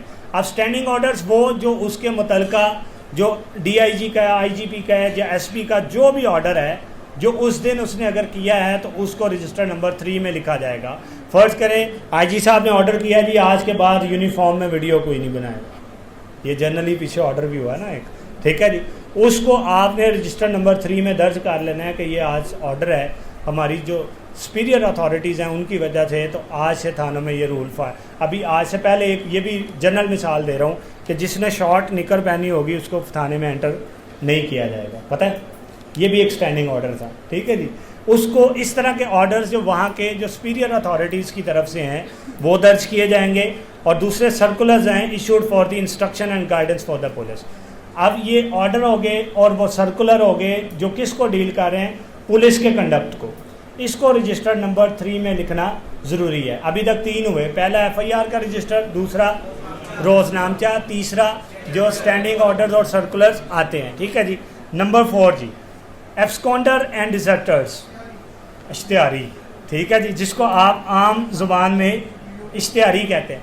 आप at the end of the lecture देखिएगा कि इस पुलिस के पास हमारी कितनी इंफॉर्मेशन होती है। आपने जनरल देखा होगा, जो भी नया SHO आता है जितों पहले दिहाड़ी लगती पहले उत्थे पहुँचा होता हो, उसको कैसे पता लगता है, कैसे उसको कैसे ये पता लगता है मेरे इलाके में मंशियात कहाँ बिक रही है, उसको कैसे पता लगता है कि वहाँ पे मामलात क्या चल रहे हैं, स्नोकर क्लब कितने हैं, कहाँ से बता लेना है, कहाँ से नहीं लेना, कौन सा काम कर रहे हैं। तो आप ये देखेंगे कि एक एक चीज़ जो है ये पुलिस के जो रजिस्टर्स हैं उसमें मेंटेन होती है। पहली 3 में हमने पढ़ लिया, एफआईआर का रजिस्टर नंबर 1, रोज़नामचे का रजिस्टर नंबर 2 और उसके बाद standing order and circular orders का रजिस्टर नंबर 3। अब रजिस्टर नंबर 4 पे आ गए हम।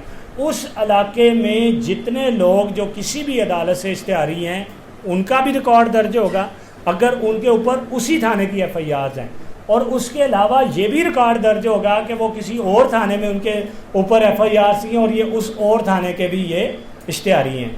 दूसरा ये है कि वो लोग जो आर्मी से भागे हुए हैं, मफरूर हैं, डिजर्टर्स हैं, देखें, all absconder in case registered into the home police station. एक इंफॉर्मेशन ये होगी कि जो हमारा पुलिस स्टेशन है इसमें कितने लोग इश्तिहारी हैं, और फिर absconder in the case registered in other police station. या उनके ऊपर किसी दूसरे पुलिस स्टेशन में कितने केसेस हैं जिनमें वो इश्तिहारी हैं, वो फिर वो लोग जो डिजर्टर्स हैं फ्रॉम आर्मी, मफरूर हैं आर्मी के, जॉब छोड़ के आए हुए हैं या भाग के आए हुए हैं आर्मी से, तो उनका भी सारा डाटा यहाँ पर लिखा जाएगा। बात समझ आ रही है? रजिस्टर नंबर 5 जी, कॉरेस्पॉन्डेंस रजिस्टर्ड, इसे रजिस्टर्ड ख़तो किताबत भी कहा जाता है। यानी कि उस थाने में उस दिन कितनी जो डाक्स थी वो आई, कितने कोर्ट्स की तरफ से नोटिस मसूल हुए, समन मसूल हुए, किसकी तमील हुई, किसकी तमील नहीं हुई, कौन से नोटिस पे बंदा मौजूद पाया गया, कौन से पे नहीं पाया गया, कौन से ऑर्डर जो थाने ने डिस्पैच किए हैं किसी को, ये तमाम जो भी डिटेल है ये रजिस्टर नंबर 5 में लिखी जाएगी। आप फ़र्ज़ करें कोर्ट को वो कहते हैं जी हमें तो पता ही नहीं, मुतलका अफसर आके कोर्ट में कहता है मुझे पता ही नहीं जी आपने कोई ऑर्डर भी भेजा था। वकील साहब खड़े होकर कह रहे होते हैं जी खुद कम्युनिकेट किया, ये रसीदें पड़ी हैं, हमने डिस्पैच किया, इसका फैसला अब कौन करेगा? कोर्ट किसको तलब करेगी? रजिस्टर नंबर 5 को। एक बंदा कहता है जी मुझे पुलिस ने इतला ही नहीं दी जी, मुझे देखे जी, मुझे पता ही नहीं लगा, मुझे इश्तिहारी भी कर दिया जी, मुझे तो कोई पता ही नहीं, अदालत की तरफ से या थाने की तरफ से मुझे कोई नहीं, मुझे बुलाया ही नहीं गया, मुझे सुना ही नहीं गया, तो कौन चीज़ फैसला करेगी? रजिस्टर नंबर 5, ठीक है, ख़तो किताबत। तो इसमें दर्ज होना ज़रूरी है कि हमने इसको इतला दी, इसके दरवाजे पे फ़लाँ कांस्टेबल को भेजा, इसने फ़लाँ नोटिस की तमील कराई, फ़लाँ बंदा मिला था जिसने इसको रिसीव किया, वो सारी इंफॉर्मेशन इसमें लिखी होगी। आगे है जी रजिस्टर नंबर 6, इसे मिसलीनियस रजिस्टर कहते हैं। यानी कि छोटी छोटी जो दरख्वास्त हैं, छोटी छोटी कार्रवाइयाँ हैं जो इस रजिस्टर में लिखी जाएंगी। मिसलीनियस पता है ना, जो मुतफरिक एप्लीकेशन हैं या जो चीज़ें हैं, जो एक्टिविटीज़, ये 1-2 मिसालें मैंने लिखी हुई हैं। Character rolls of the applicant of government service verified the police, कोई डॉक्यूमेंट ऐसे थे किसी ने थाने से वेरीफाई कराए हैं उनकी डिटेल, ठीक है, या पर्सन जो हैं जिनको अंडर सिक्योरिटी रखा गया है उनकी डिटेल। यानी कि रजिस्टर नंबर 6 में आपने तमाम वो इंफॉर्मेशन ऐड करनी है जो छोटी छोटी एक्टिविटीज़ थाने में रोज़ाना होती हैं। मिसलीनियस एप्लीकेशन आ जाती है, सर मैंने उम्रे पे जाना है, मुझे करेक्टर सर्टिफिकेट चाहिए, थाने से दे दें जी। तो इस तरह की छोटी छोटी एप्लीकेशंस का इंदराज आपने करना है, बोर नहीं होना। फिर शुरू पे आते हैं, पहला रजिस्टर FIR का, दूसरा, तीसरा स्टैंडिंग ऑर्डर एंड सर्कुलर, चौथा एब्सकॉन्डर एंड डिजर्टर्स, 5वां ख़तो किताबत, छठा, एक बार फिर पहला, याद करा के जाने थे मैं आज, पहला FIR, दूसरा रोजनामजा, तीसरा, चौथा, इससे 5वां, छठा। अब थोड़ा रिलीफ आया, ये रजिस्टर ख़त्म हो गया। रजिस्टर नंबर 7, ठीक है जी, इसको हज़फ कर दिया गया। वैसे इसमें कैटल्स की डिटेल होती थी कि जो फाटक के अंदर कैटल्स बंद किए जाते थे या गांव वगैरह में, अभी ये रिकॉर्ड जो है ये म्यूनसिपल कमेटी आपकी रखती है, जो टाउन म्यूनसिपल ऑफिसर्स हैं वो रखते हैं कि गांव में कितने मवाशी हैं और क्या सिस्टम है, किसके पास हैं, कहाँ पे रखें और कहाँ पर नहीं। जी बिल्कुल बिल्कुल ऐसे इन्वेस्टिगेशन ने तो अपनी इन्वेस्टिगेशन को ही कंप्लीट,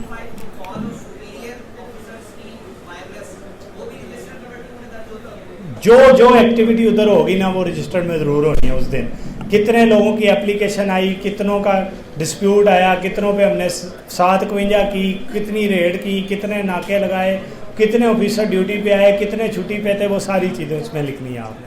आगे चले जी, जी प्लीज़।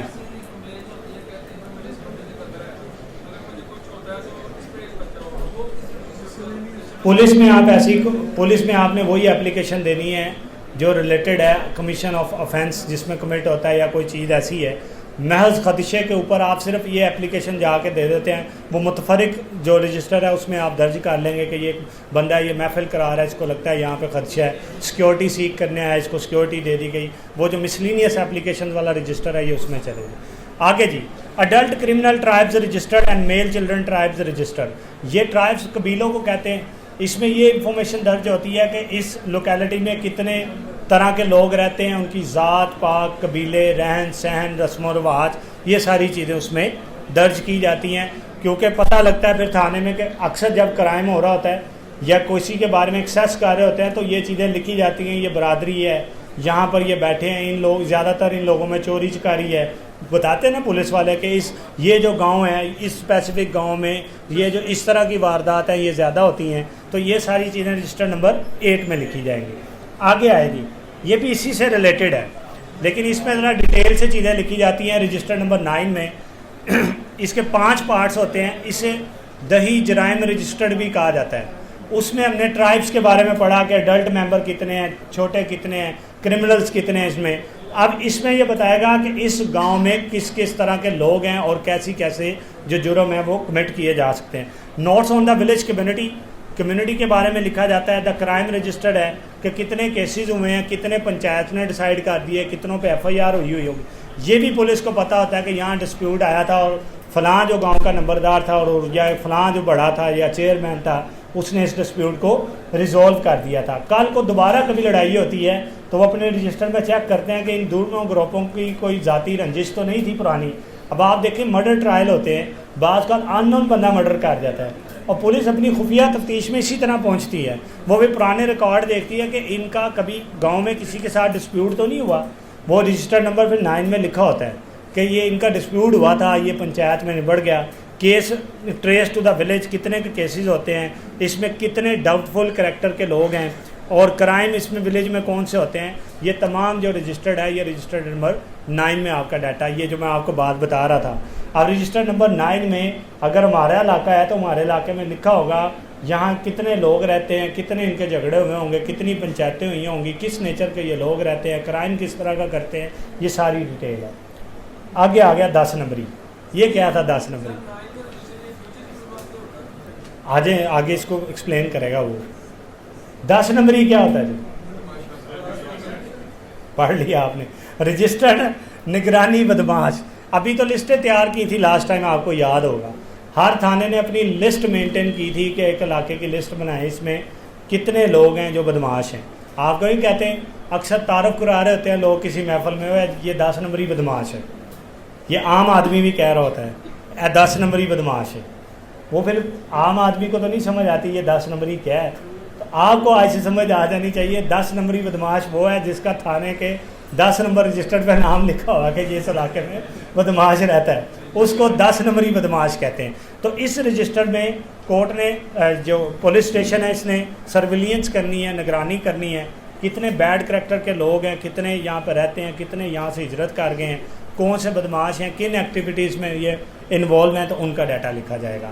अब एक बार फिर 10 तक आते हैं शुरू से। पहला, दूसरा, तीसरा, चौथा, पांचवा, छठा, सातवां,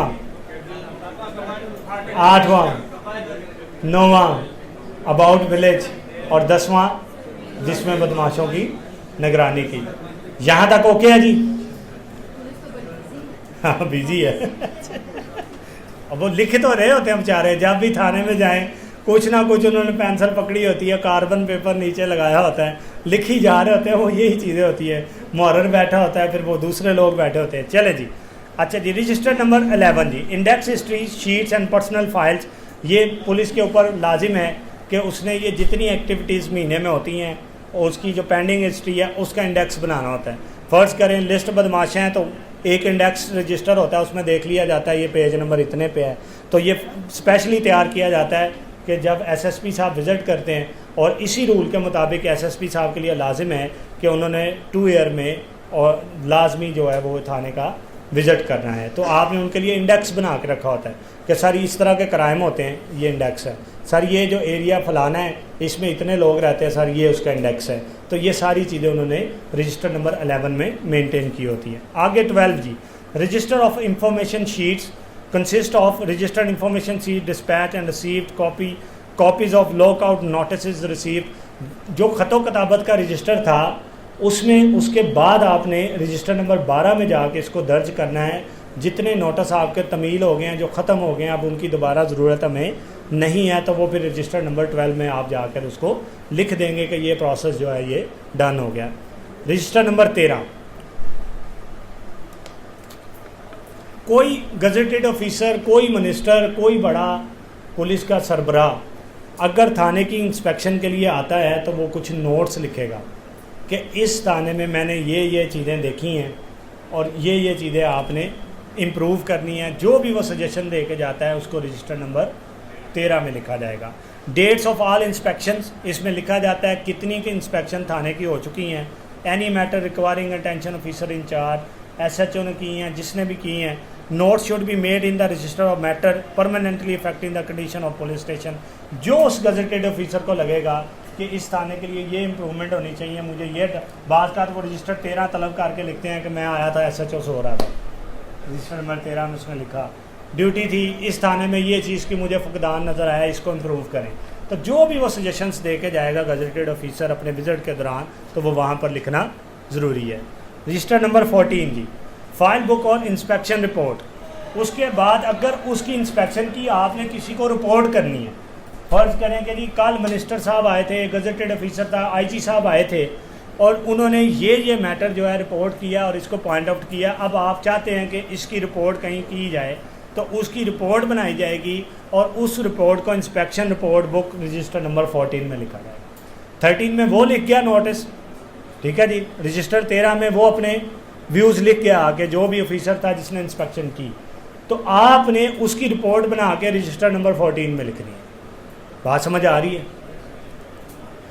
मैं अगर थाने का विज़िट करने गया हूँ बतौर IG, तो मैं रजिस्टर नंबर 13 में अपने रिमार्क्स लिख के आ जाऊँगा। अब थाने ने उसके रिमार्क्स को मेंटेन करके उसके ऊपर एक रिपोर्ट बनानी है सारी, कि ये उन्होंने कहा, इस पे ये चीज़ें हो सकती हैं और ये हमने कर दी हैं। उसकी एक रिपोर्ट दर्ज करनी है रजिस्टर नंबर 14। अदरवाइज तो कुछ होगा ही नहीं, वो करके चला जाएगा तो बात ख़त्म हो जाएगी। क्या ख्याल है? रजिस्टर नंबर 15 ये भी ख़त्म हो गया होगा। ये था रिकॉर्ड था कि कितने लोगों की इसमें डेथ हो चुकी है थाने की दूध में, और कितने लोग जो न्यूली बॉर्न हैं उनकी डिटेल होती थी। लेकिन ये अब वो आपकी ये यूनियन काउंसिल के पास चला गया, ये वाला भी इख्तियार के उन्होंने देखना है। वो जो रजिस्टर अमवात या रजिस्टर पैदाइश है, अब वो इस चीज़ को मेंटेन करते हैं। अब 10 से 15 तक आते हैं। 10 तक आपको याद हो गया था। 11 बताएं क्या था? शाबाश। 12 जो नोटिस कंप्लीट हो गए। 13 14 और 15 ओके, यहाँ तक ओके चल रहा है। 20 से फिर रिवर्ट गियर लगाएंगे एक बार। 16 आ जाएंगे, register of government officials and property. इसमें देखा जाएगा कि थाने की हदूद में कितने सरकारी मुलाजमीन रहते हैं, उनकी कितनी प्रॉपर्टी है, क्या क्या चीज़ें हैं, क्या क्या डिटेल है, वो सारी इस रजिस्टर नंबर 16 में दर्ज होती हैं। इसके 4 पार्ट्स होते हैं। पहले में लिखा जाता है list of the village watchman in the jurisdiction of the police station. कितने चौकीदार है जी यहाँ पे, उनकी लिस्ट, ठीक है जी। अब देखिए अगर रात को वारदात होती है तो सबसे पहले चौकीदार को पकड़ते हैं। वो किसको पकड़ते हैं? अब इनको पुलिस को पता होता है कितने लोग चौकीदार हैं, कौन ड्यूटी करता है, कितना डाटा है, वो सारा इनके पास होना चाहिए। List of police officer attach to the police station. कितने पुलिस ऑफिसर हैं इस हमारे टेरिटरी में, चाहे वो इस थाने के मुलाजम ना हों, लेकिन हमारी हदूद में कितने पुलिस वाले रहते हैं, उनकी detail. Register of all government property in use at the police station, ठीक है जी। उस पुलिस स्टेशन की हदूद में कितनी गवर्नमेंट की ज़मीनें पड़ी हैं, और all government land in jurisdiction, वही बात वो कह रहा है, कितनी सरकारी मुलाजमीन की ज़मीनें और कितनी जो है वो आम गवर्नमेंट के नाम पे, जैसे औकाफ की ज़मीन पड़ी होती है, किसी डिपार्टमेंट की ज़मीन पड़ी होती है, तो इसका सारा डाटा रजिस्टर नंबर 16 में दर्ज किया जाता है। ईच एंड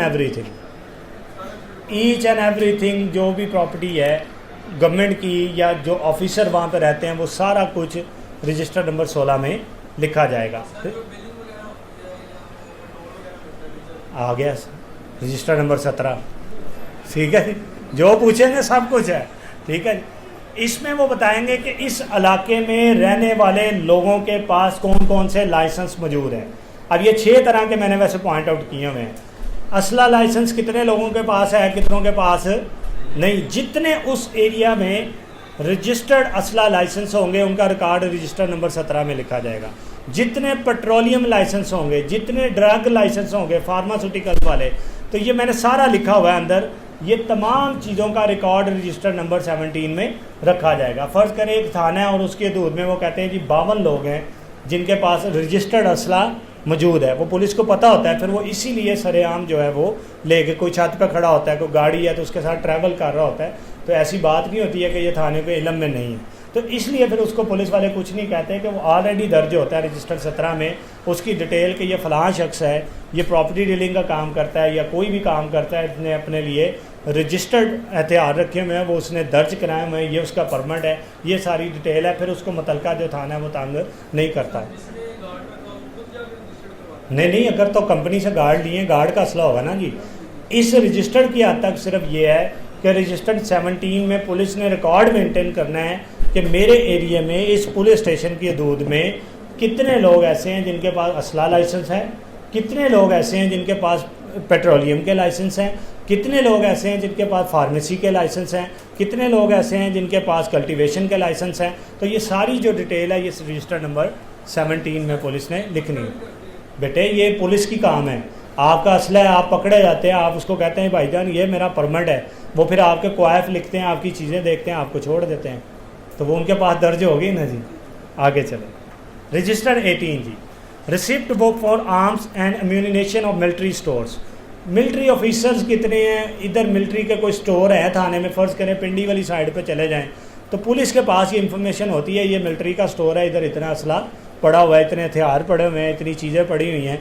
तो अगर तो थाने की हदूद में कोई मिलिट्री स्टोर है जहाँ पर मिलिट्री की चीज़ें पड़ी हुई हैं या मिलिट्री ने कोई खुफिया अपनी चीज़ें रखी हैं तो उसका रिकॉर्ड थाने के रजिस्टर नंबर 18 में मौजूद होता है। 19 जी, स्टोर रूम, ये सबसे अच्छी बात होती है। थाने के स्टोर रूम होता है जी ये कि कितनी चीज़ें थाने में मौजूद है, कितनी कुर्सियाँ मौजूद हैं, कितनी टूट गई हैं, कितने संदूक थे हमारे पास, कितने सारे मामला थे, वो सारी चीज़ें रजिस्टर नंबर 19 में लिखनी है ताकि अगर पता लग जाए कि थाने के एसेट्स कितने हैं, थाने में किन चीज़ों की ज़रूरत है, वो सारा फिर देखते हैं कि कितनों को टूट के हमने स्टोर रूम में रख दिया, कितनी चीज़ें ऑपरेटिव हैं, तो इसको स्टोर रूम रिकॉर्ड रखते हैं, वो लिखना है रजिस्टर 19 में। लास्ट फिर इसको रिपीट करते हैं। कैश रिसिप्ट, थाने के अखराजात क्या हैं, इनकम क्या है, कौन दे रहा है, कितना फंड इस थाने को मिला था, कितना यूज़ हो गया, कहाँ पर लगा, कैसे लगा, किसने लगाया, किन चीज़ों पे लगाया, कितना बाकी पड़ा है। तो वो थाने से रिलेटेड जितनी भी पेमेंट्स उस थाने के जो मामलात है उसको चलाने के लिए होती हैं वो रजिस्टर नंबर 20 में लिखी जाती है। ये आईजी दे देगा ना जी, जो सुपीरियर अथॉरिटी है, डेफिनेटली जो स्टेशन हेड ऑफिसर है जी उसको देते ही है ना जी। अब आए 11 से आगे, अब हम 11 से आगे की तरफ चलते हैं। 11 वाला रजिस्टर क्या था जी, इंडेक्स बनाना है, ठीक है, जिसमें सारी डिटेल लिखनी है। 12 नोटिस वगैरह जो तमील होकर आ गए हैं उनकी सारी रिपोर्ट्स। 13 इंस्पेक्शन जो भी किसी गजेटेड ऑफिसर ने की, और 14 में उसकी रिपोर्ट होगी जो भी इंस्पेक्शन के होगा। 15 ख़त्म हो गया। 16 जितने गवर्नमेंट ऑफिशियल्स हैं उनकी प्रॉपर्टीज़ और वो वॉचमैन सारे वो। 17 किस तरह का लाइसेंस और कितने बंदों के पास मौजूद है। 18 शाबाश। 19 20 बढ़िया। 21 पे आ जाए जो मैं रोड सर्टिफिकेट की बात कर रहा हूँ। File book of road certificate, ये क्या होता है जी रोड सर्टिफिकेट और कौन है, ये बड़ा इंपॉर्टेंट रजिस्टर्ड है जी।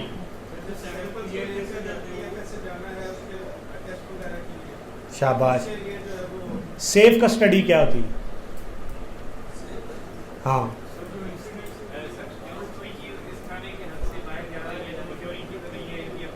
ठीक है, ओके। और बताएं पर्पस क्या है, ये रोड सर्टिफिकेट इशू क्यों किया जाता है? शाबाश, यही मैं कह रहा हूँ, इसका पर्पस है कस्टडी को सेव करना है। अब सेव कस्टडी क्या होती है? रिवियल हो गया। देखिए एक चीज़ पुलिस ने जब्त कर ली है, अब आपके दिल में खदशा रहेगा कि यार इसके साथ छेड़छाड़ हो गई है। ऐसे ही है ना, मेरे से तो चर्च नहीं पकड़ी गई लेकिन मेरी पुलिस के साथ लगती है, मैं भी जो मेरे वो नस्वार की एक थैली थी उसमें इन्होंने चर्च डाल दी, होता है ना ऐसे, ठीक है। या एक चीज़ पुलिस का स्टडी में है, आप लेके घूमते फिरें, ऐसा नहीं होना। तो रोड सर्टिफिकेट इसलिए ज़रूरी होता है कि अगर एक चीज़ पुलिस थाने में जब्त है और उसको आप वहाँ से उठा के कहीं लेके जाना चाहते हैं या माल खाने में जमा करवाने जा रहे हैं या आप उसको एज ए सैंपल कहीं से लेबॉर्ट्री से टेस्ट करवाने के लिए लेके जा रहे हैं, तो आपको सबसे पहले रजिस्टर्ड नंबर 21 में उसको दर्ज करके मोहर से आपने रोड सर्टिफिकेट लेना है। उसमें डिटेल लिखी जाती है कि ये इतना माल मैं इस मकसद के लिए लेके जा रहा हूँ, इतने बजे मुझे रोड सर्टिफिकेट मिला है, अब इस चीज़ को मैंने रोड पे निकाला है और मैं जिधर जाके उसको जमा करवाना है तो वो है। ठीक है जी। रजिस्टर नंबर 21 जो है ये that is relate to the road certificate, और रोड सर्टिफिकेट सेफ कस्टडी के लिए ज़रूरी है। आगे चलते हैं 22 जी, प्रिंटेड रिसिप्ट बुक्स के जो जो थाने में किताबें मौजूद हैं। ठीक है जी।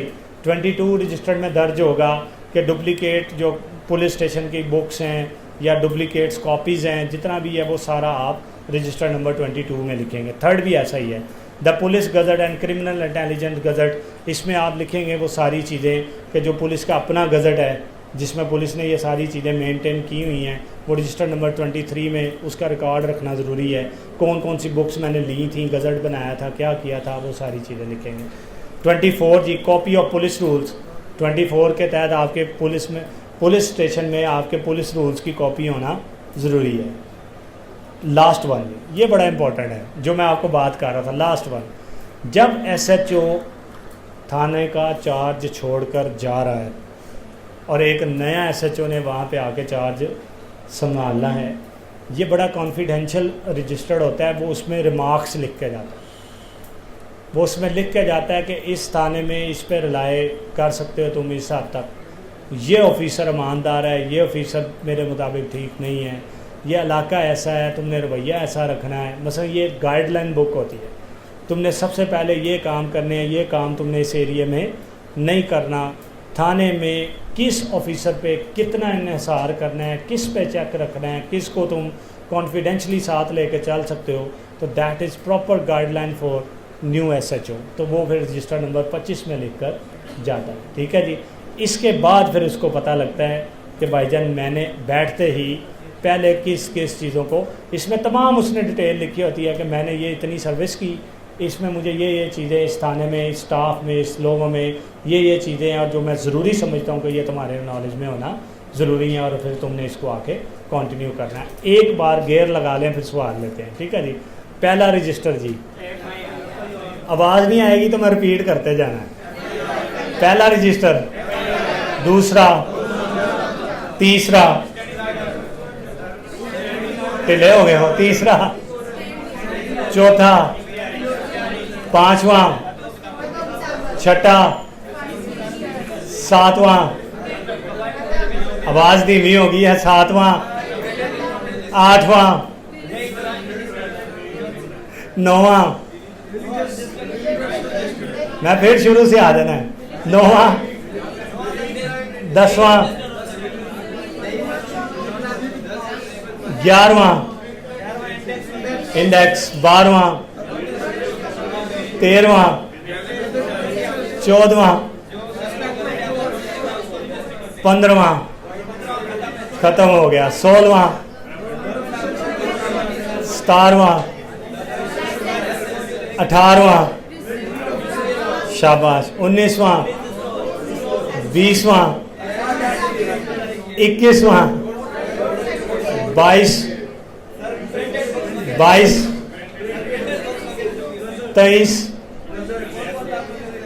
23वां जी, पुलिस गजट 24वां, एंड वाले 5 दोबारा से, 21 रोड सर्टिफिकेट, शाबाश, 22 प्रिंटेड बुक्स, 23, 24, 25, बजा दे हो, कोई शर्म वाली बात। एनी क्वेश्चन जी, बुला ले सर को। हाँ, क्रिमिनल लॉयर के लिए register number 2, register number 1, register number 21, ये आपकी प्रैक्टिस से रिलेटेड है। ठीक है जी। और रजिस्टर नंबर 19, ठीक है, ये तमाम रजिस्टर्ड आपको खासकर याद होने चाहिए। और रोड सर्टिफिकेट की बाबत भी मैंने आपको बता दिया, उसकी कितनी अहमियत है, वो सारे होने चाहिए जी।